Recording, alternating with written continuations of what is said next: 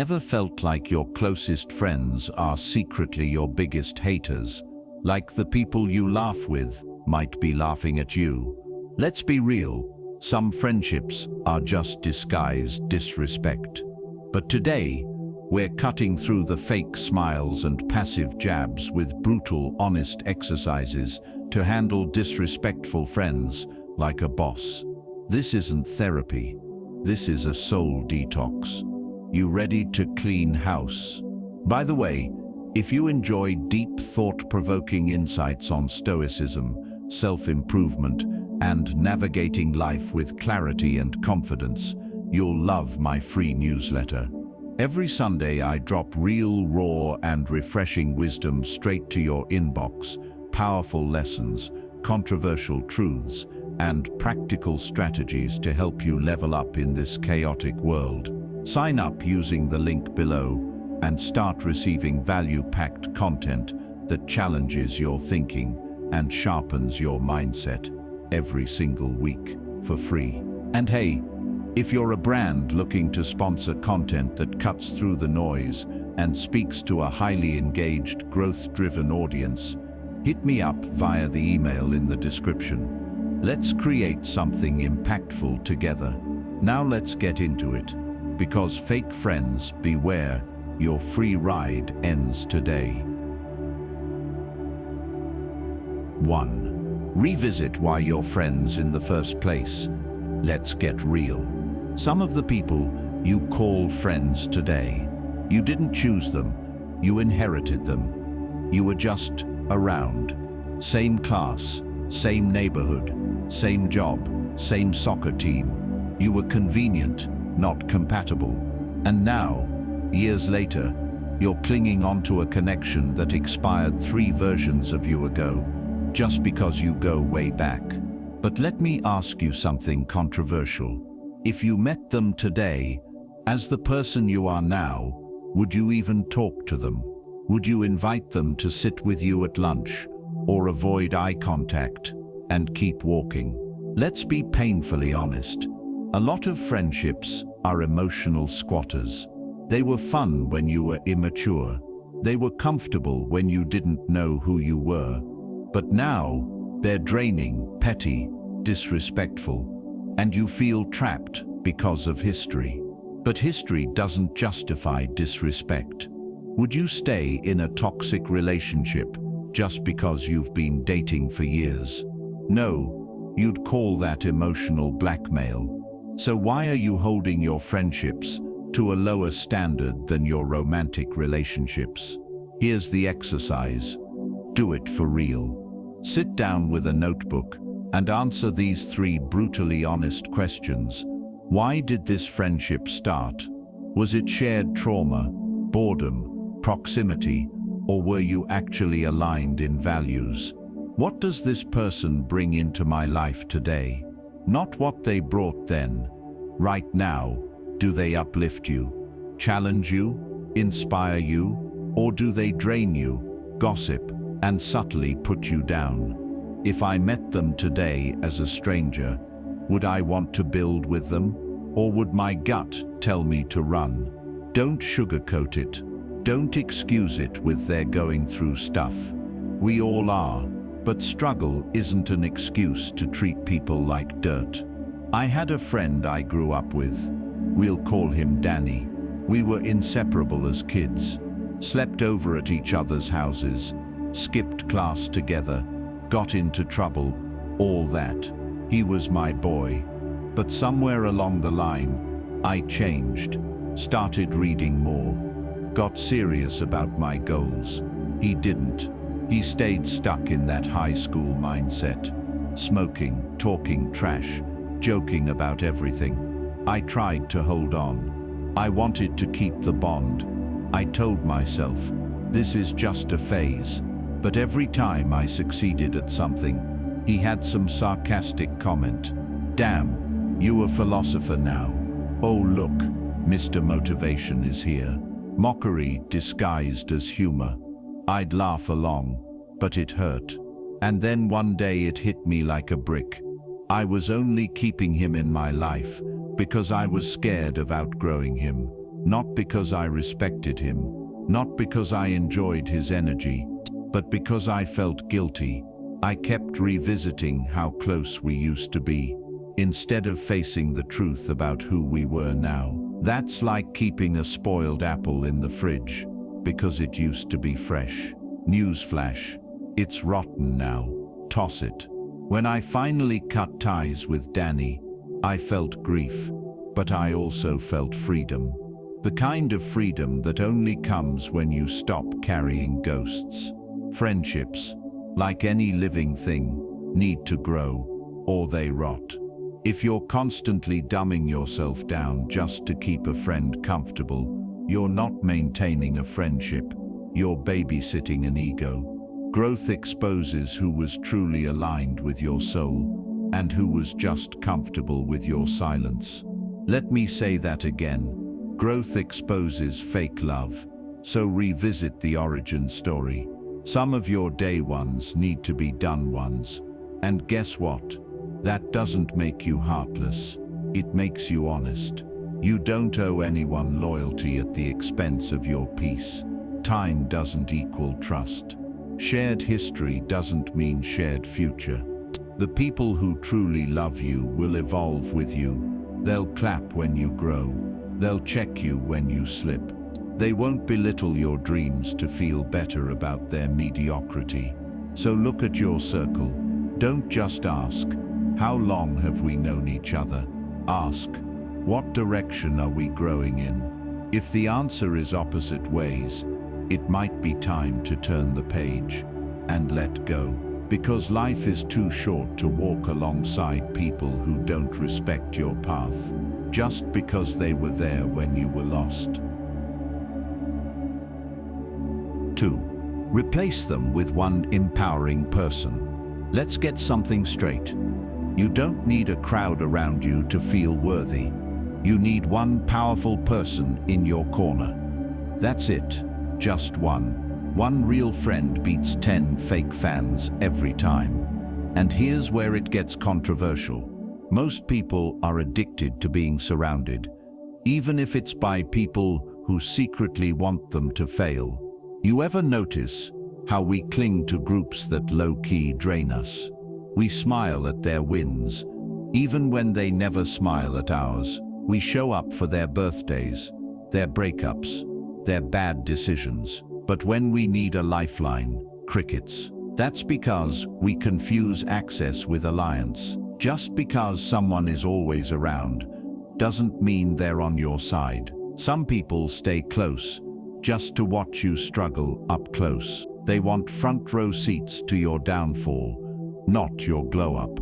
The number of people around you doesn't define your strength. The quality of who stands beside you does. If your friend group feels more like a pressure cooker than a support system, it's time to make a trade. Replace the crowd with one empowering person. Yes, I said replace, not add, not inspire them to be better.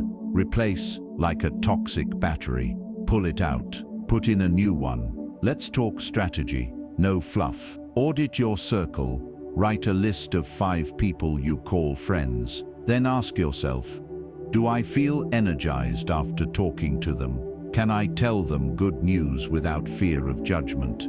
Do they challenge me in love or compete in silence? If they fail those, it's cut season. No explanations needed. Be brutal with your time. You don't have to make dramatic exits. Just reallocate your energy. Spend less time with the people who dim you. Start investing in the people who see your light and want it to shine brighter. Seek one empowering person. Look for someone who has what you value: self-respect, drive, integrity, positivity. This could be a mentor, a peer, or even someone younger who's wise beyond their years. The key, they make you feel bigger, not smaller, because we become who we spend time with, period. You're not just absorbing their words, you're absorbing their energy, their beliefs, their limits, their standards. And if you're constantly around people who settle, you'll start believing settling is mature.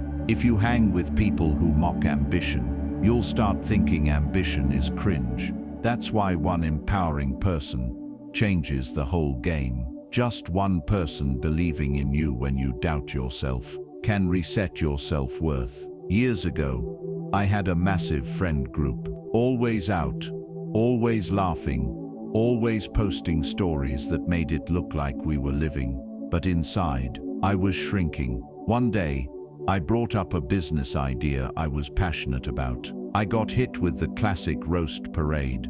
Bro thinks he's Elon now. Here we go. Gary V.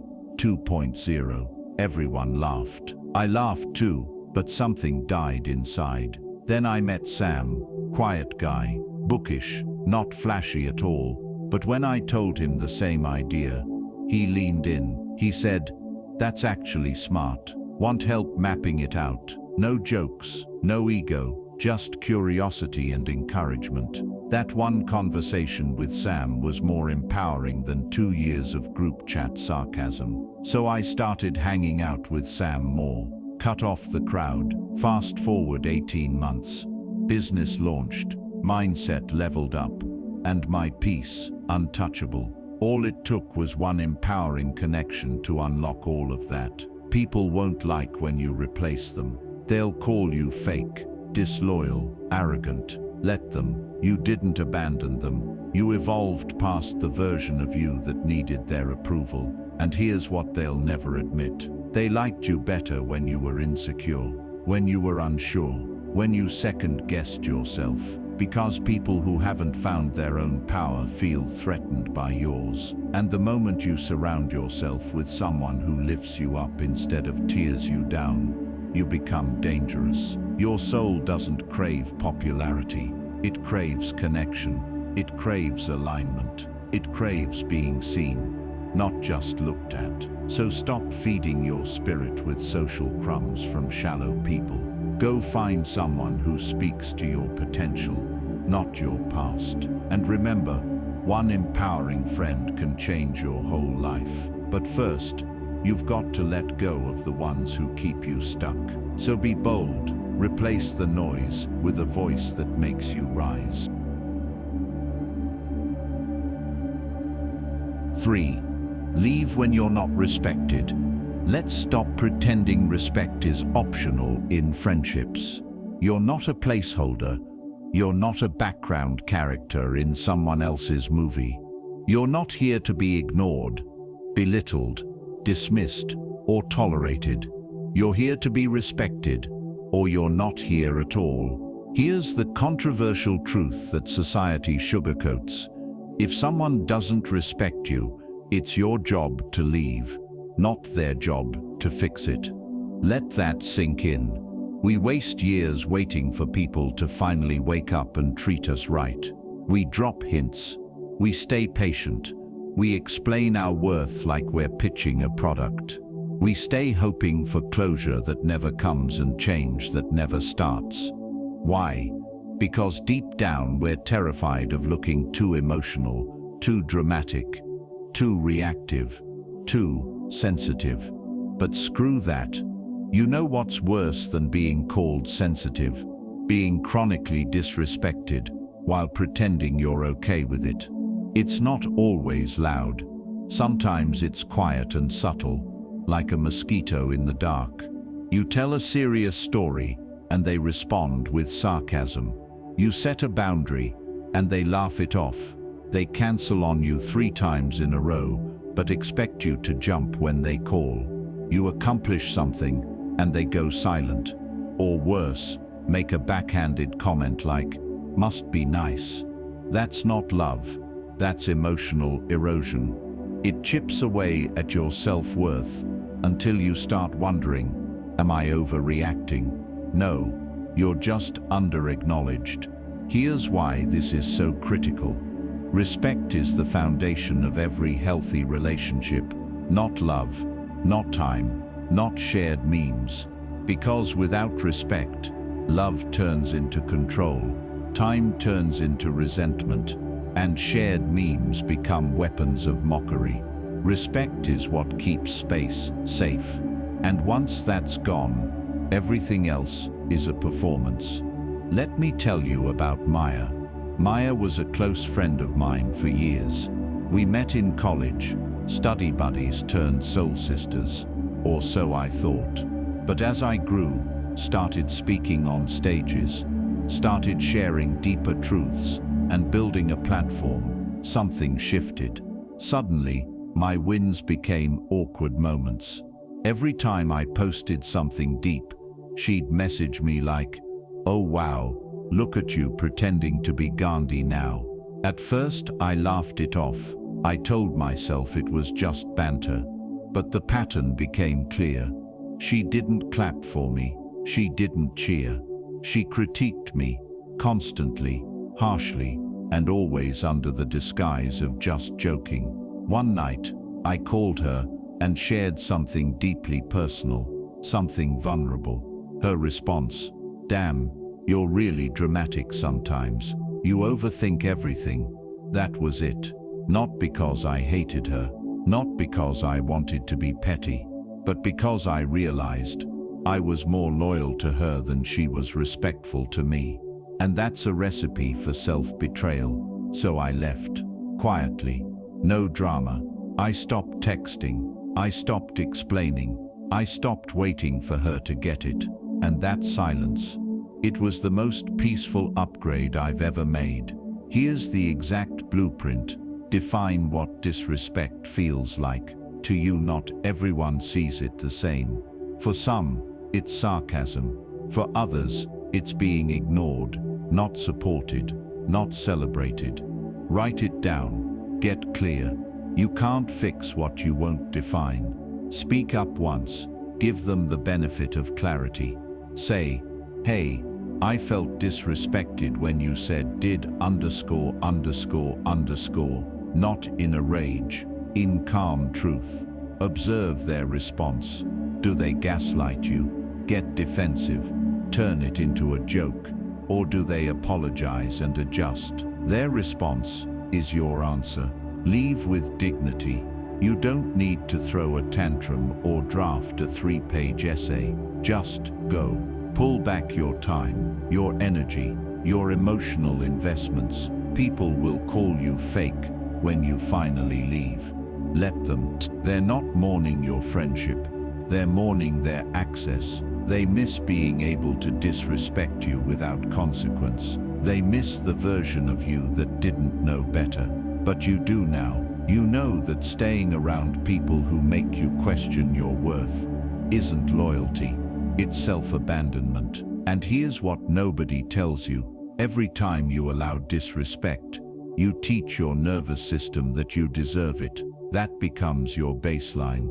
That becomes normal. That becomes home. So when you finally walk away, your mind might scream, "Are you sure? This feels uncomfortable." But that's not discomfort. That's freedom.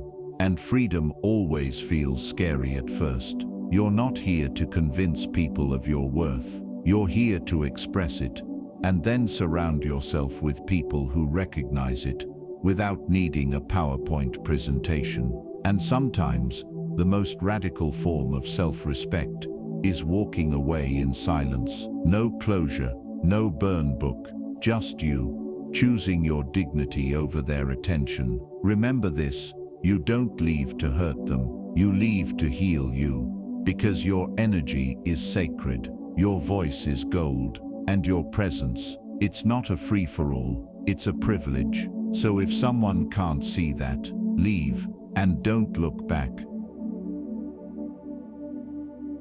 4. Say no. Just because. Let's talk about one of the most feared, misunderstood, and dangerous words in human interaction. No explanation, no justification, no drama, just no. Sounds simple, right? But say it to the wrong friend, and suddenly you're selfish, cold, fake, unavailable, acting brand new. That's the controversial part. People don't get angry because you said no. They get angry because they were addicted to your yes. Because no is your boundary in one syllable. It's your energy budget. It's your emotional insurance policy. And it's the word that reveals who's been benefiting from your people-pleasing. We've been conditioned, especially if you're naturally giving, empathetic, or the strong friend, to be always available. Help move this sure. Listen to their 4-hour trauma dump at 1 a.m. Sure. Lend them money you don't even have. Sure. Cancel your plans so they don't feel left out. Of course. You say yes because you're nice. You say yes because you don't want to disappoint them. You say yes because you think it's easier than dealing with the fallout of saying no. But what's the cost? Your peace, your time, your self-respect. You don't just lose time when you say yes to everything, you lose yourself. Every unnecessary yes is a brick in a prison you're building with your own hands. And one day you'll wake up realizing you're surrounded by people who love the version of you that has no boundaries. And the moment you start saying no, just because you don't feel like it, watch how fast that love turns into guilt trips, manipulation, and disrespect. I had this friend, let's call her Gina. Every time she needed something, she knew I'd say yes. Pick her up at the airport. Sure. Proofread her essays. Done. Watch her dog while she went on a spontaneous trip with her situationship. You bet. And don't get me wrong, I wanted to help at first, but then it started piling up. She'd never ask how I was, never showed up for me. One day she called and said, "Hey, I need a ride to this thing. Can you come now?" I paused. I was tired. I had plans. I was burnt out. So I said, "Nah, not today." And she hit me with, "Wow, seriously, you've changed." And I said, "Yeah, that's the point. We haven't spoken since." And you know what? I didn't miss her. I missed the version of me that thought I needed people like her to feel worthy. Let me give you an actionable, game-changing challenge. Start saying no to 3 things this week. Just because you want to, not because you're too busy, not because you have a valid reason, just because you don't want to. Here's what it sounds like. No, I won't make it. Hope it goes great though. No, I'm staying in tonight. No, I don't feel like doing that right now. Don't fill the silence with fake excuses. Let your no stand alone. Let it breathe. Watch how uncomfortable it makes people. Watch who respects it and who tries to bulldoze over it. That discomfort, that tension, that's your self-worth realigning. Because people pleasers attract energy leeches. The more you overextend, the more they expect. And when you start pulling back, they'll either adapt or expose themselves. You don't need 10 justifications to say no. You're not on trial. No is a full sentence. No is a boundary, not an attack. No is self-trust in action. And saying no for no reason other than your peace. That's not selfish. That's sacred. If your relationships require you to constantly be available, agreeable, and self-sacrificing to remain intact, they were never relationships. They were transactions. And when you stop participating in those emotional ATM withdrawals, the ones who were only there for the convenience will ghost you faster than your motivation on a Monday morning. Let them. You're not a vending machine. You're a person. Start honoring your no like it's your divine birthright, because it is. You don't have to wait until you're overwhelmed, exhausted, or pushed to the edge to draw the line. You can say no when you're rested, when you're at peace, when it's just because here's the beautiful truth. When you stop overgiving, you start overflowing, and only then can the right people come in. The ones who don't punish your boundaries, the ones who don't demand a receipt for your energy, the ones who love you with your no, not just your yes. So from now on, say no, just because. No drama, no guilt, no regrets, because the version of you who knows how to say no, that's the version of you the world truly needs. 5. Stop paying emotionally. You're not their therapist. You're not their emotional punching bag. You're not their late-night hotline or guilt-absorbing punching pillow. Stop paying emotionally. Some of your friendships are really one-sided emotional payment plans. You're the one who listens to their chaos at 2 a.m. You're the one they vent to, cry to, lean on, without ever asking, "Hey, how are you doing?" And you let it happen. Not because you're weak, but because you're kind. Because you're built to care. But here's the problem. You're pouring from your soul while they sip from your suffering. And the worst part, they never bring a cup to fill you back up. Because emotional labor is invisible until it's overwhelming. You can measure money, you can measure time, but the toll of emotional labor, that's subtle, that's sneaky. It shows up as burnout. It shows up as resentment. It shows up as you feeling weirdly tired after every hangout, but not knowing why. You think it's introvert fatigue or just a long day. But no, it's because you just spent 2 hours playing therapist to someone who never even asked you how your week was. Let's call it what it is. Emotional exploitation disguised as friendship. Let me tell you about Dev. Dev was one of those guys who always had a crisis. Every girl he dated was crazy. Every job he had was toxic. Every family member hated him, allegedly. And guess who he called every time things exploded? Me. At first I thought, wow, he trusts me. He really needs someone. So I picked up every time. I listened. I gave advice. I helped him strategize breakups, rewrite resumes, write long apology texts. But guess what? He never changed. He just recycled his drama, and I was the emotional landfill he dumped it into. Then one day, I called him. I was going through some real stuff. Anxiety, career pressure, feeling lost. I started to open up, and midway through, he cuts me off and says, "Damn bro, that's rough. Anyway, guess what my ex just did?" That was it. That moment right there was a spiritual slap to the face. I realized I wasn't his friend. I was his unpaid therapist. I wasn't in a friendship. I was in an emotional subscription service, and the only one paying was me. So I stopped. I didn't block him. I didn't ghost him. I just stopped paying. Stopped replying instantly. Stopped dropping my piece for his panic. And slowly, I felt lighter, clearer, whole. Step 1. Track the drain. Ask yourself after every interaction, do I feel seen, safe and supported? Or do I feel drained, dismissed, and distant from myself? If it's the latter, you've got a leech, not a friend. Step 2. Set emotional boundaries. Say things like, "Hey, I care about you, but I can't take this on right now. I'm not in the headspace to absorb this tonight. Can we talk later?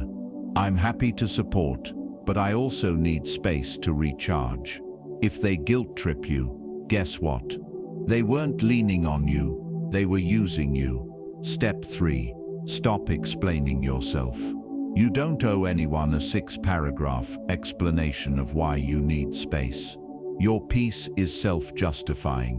Some friends are like old Wi-Fi connections. Only reach out when their connection is weak, and you're still logged in. Cut that bandwidth. Update your password. Stop being the emotional hotspot for people who won't even plug in when you need power. There are people who will be offended the moment you start asking for reciprocity. Not because you're asking for too much, but because they're used to giving you the bare minimum. They'll say you're selfish, distant, changed. Let them. You're not cold. You're just done playing caretaker to people who never even bring a glass of water when you're on fire. Stop paying emotionally for friendships that don't invest in your healing. You're not a vault for trauma that isn't yours. You're not a sponge for other people's storms.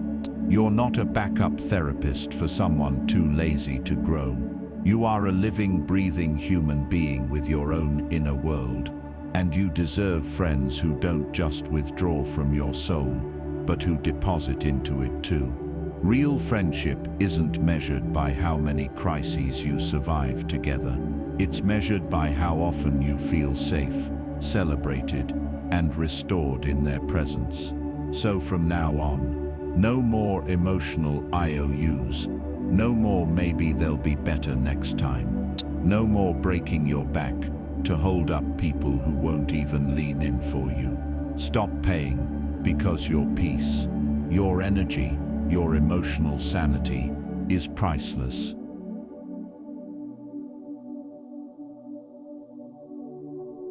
Let's be honest.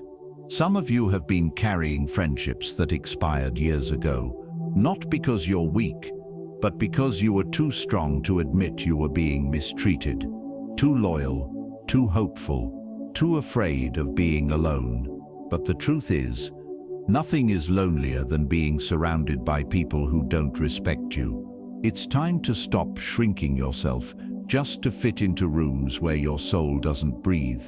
It's time to stop overgiving to people who wouldn't even show up for you if it wasn't convenient. It's time to stop calling it loyalty when it's really just emotional slavery. Friendship isn't a lifelong sentence. It's a sacred connection. And if they're not bringing peace, power, growth, or love into your life, then what are they really bringing? You deserve a circle that claps when you win, that listens when you're low, that corrects you with love, not sarcasm, that respects your boundaries without guilt-tripping you, that doesn't just keep you company, but helps you evolve. So be brave. Cut the fake ties. Walk away from disrespect and make room for something deeper, realer, and aligned with your growth. And if you're thinking, but I don't have that kind of friend yet, then be that person. Start with you, set the standard, and watch how your energy shifts the entire room. And if you're into this kind of no BS wisdom, stoicism, self-mastery, raw truths that make you uncomfortable and better, then you'll love my free Sunday newsletter. Every week, I drop real soul-sharpening content straight to your inbox. Life lessons, controversial truths, and strategies that'll make you think harder, live louder, and stop settling. The link's in the description. Go sign up for free. And if you're a brand that wants to align with unapologetic truth and help people level up in real life, not just online, my email's in the description. Let's create something impactful together. Until next time, be fearless with your boundaries, be ruthless with your peace. And remember, respect isn't a luxury, it's the bare minimum. Don't settle, ever.